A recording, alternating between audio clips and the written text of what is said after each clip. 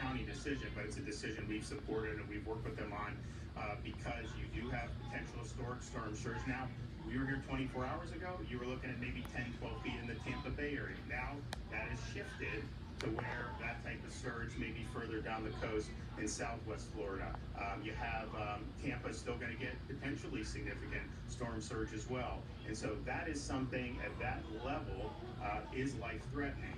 You also have the situation where you could have almost like Hurricane Harvey was in Houston, where it gets onshore and is just slowly moving and meandering, dumping water and water and water, and that's going to pile up, and that's going to cause a lot of problems with flooding. And so, we've been talking about that the whole time. People understand that. That's why the evacuations have not just been the barrier islands, but areas that are susceptible to that type of flooding. And I think if you look at like Charlotte County and some of those areas, you have potential for major inundation there, and it's not just the people that live on the coast. And so that message, I think, has been delivered by the local emergency managers, and I think they've done a good job. Power restoration, you had mentioned, because the storm is going to be basically sitting over much of the state for 2 days, maybe more. Should people expect to have restoration crew to not be able to access that area for a good while, more than usual? And do we have crews in areas like southeast Florida that can get in there when it's appropriate? So right. I mean, we've said from the beginning, people are going to lose power, and you need to be prepared for that. And it's not going to be something that's going to automatically just go back on very quickly, because you're going to have extensive damage, and you're going to have crews be able to get in. Roads are going to have to be cleared. Some places where they may have to go over bridges, those are going to have to be inspected. So people should just understand that. And there's a whole host of manpower that is stationed to be able to get in there as soon as possible, because clearly we want people to be protected when the storm hits. That's first thing, protect lives. Then if there's somebody that's in jeopardy after the storm hits, the search, the rescue, we have assets that are stationed for that, very significant. Then in terms of what do you do to get the normal society back, resumption of key services, starting with power, obviously fuel, communications. I've been in contact with AT&T, Verizon. They have an enormous amount of assets, and so those assets are deployed, and they're going to be responding, because we know how important it is to be able to communicate. We do have fuel contracts, and we'll work to make sure the fuel's done. But I think it also depends on the extent of the damage. I mean, for example, Kevin has been working with the utilities to make sure that if there's damage to transformers, that we have the ability to get a replacement. We're not exactly living in a great supply chain environment right now, and so that's something that we've been sensitive to, and Kevin's been sensitive to. So you may have problems there. Now, if you have the replacement part, that makes it better, but that's going to cause that. How extensive is the damage to where these crews can get in? Now, FDOT and Highway Patrol, they're going to work to clear these roads, because that's something that's very significant. But I would also say you're going to likely have power go out in a lot of parts of the state as this thing goes through. You're going to have tropical storm force winds in, say, Orange County, in Seminole, in Volusia, Flagler, those places. There's going to be trees knocked down. There's going to be power lines knocked down. So there's going to be a lot to take care of. So we've got the manpower ready. They're going to work as hard as they can.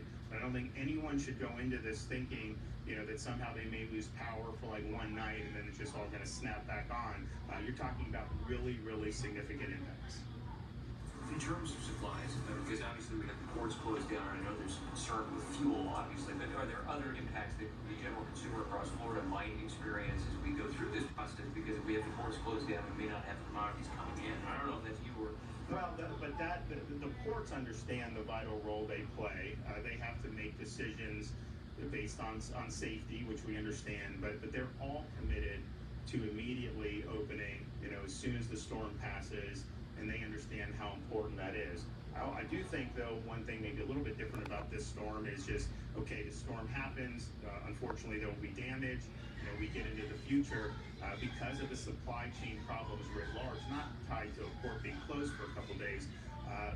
Replacing things in your house, doing things like that, it probably will take a little longer than it did in the past. And that's not anything unique to Florida. That's just the fact that we have so many interruptions that we've seen, and the supply chain has been struggling for quite some time now. But at the end of the day, the courts understand the vital role they play. We're committed to doing whatever we need to do to help to make sure that, and I know FDOT is as well, and we want to get the goods coming back as soon as possible. Okay, thanks so much. Bye-bye. 5:58, Governor Ron DeSantis wrapping up a briefing from the Emergency Operations Center. He got started about 5:30 this afternoon, and he started talking about what we learned at 5 o'clock with the latest advisory, and that is on the current projection right now, Ian is not going to make a direct hit on Tampa Bay. Instead, at this point, it looks like it's kind of going to hit in the border of Sarasota and Charlotte counties. And, you know, Holly, that's good news for us, but we got to feel bad for those people now in Southwest Florida. Exactly. We saw that shift earlier today to the south, and then it continued today. But the governor continuing to say, you know, this is the real deal. You don't get a mulligan with your life, so take these evacuation orders seriously. Right now, there are about 2.5 million people in our state under evacuation orders, and we want to let you know some significant changes there to that when it comes to I-4. People trying to go eastbound on I-4, they have now opened the shoulder of I-4 for people to be able to do that. In fact, you're taking a live look right now as people are evacuating. You got to think some of these folks to our south, down in Collier, Sarasota, Charlotte County, they may just be deciding now to evacuate because of the change in the track. So that has been one change. They've opened up that shoulder there on I-4. They haven't done that yet though for I-75. If they need to, they will.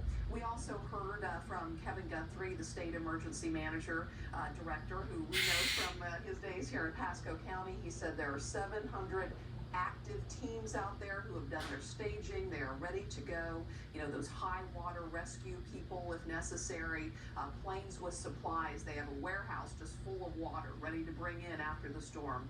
So they are all set and ready to go there wherever that needs to be. And like we said, it seems like it is good for us tracking to the south, not so good for our friends and neighbors down there to the south though. All right, Chief Meteorologist Mike Clay and Ryan McClure in the Weather Center. And of course, the governor talking about what you guys were talking about at the very top of the 5 o'clock hour with that new advisory. If it sticks the way it's predicted right now, obviously great news for the Bay Area, but not to the folks further to the south. That's very true, and it's going to be the haves and have-nots with this. But we're still going to get some significant weather in our area. But remember what we always say, run from the water, hide from the wind. So you're evacuating because of the storm surge. The storm surge risk has come way down for the Tampa Bay area. That's a very good point.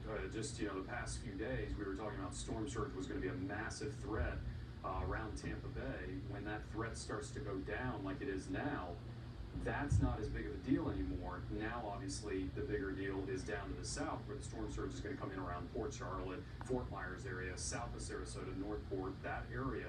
You can see we're showing a graphic right now in the air showing the storm surge is not from Tampa Bay area northward anymore. No, it's down to the south. But, like you were saying, Mike, there's the other impacts. We're still going to have strong winds, even all the way up into Pinellas, Hillsborough, Manatee, Sarasota, and Polk County. I mean, look at the center, even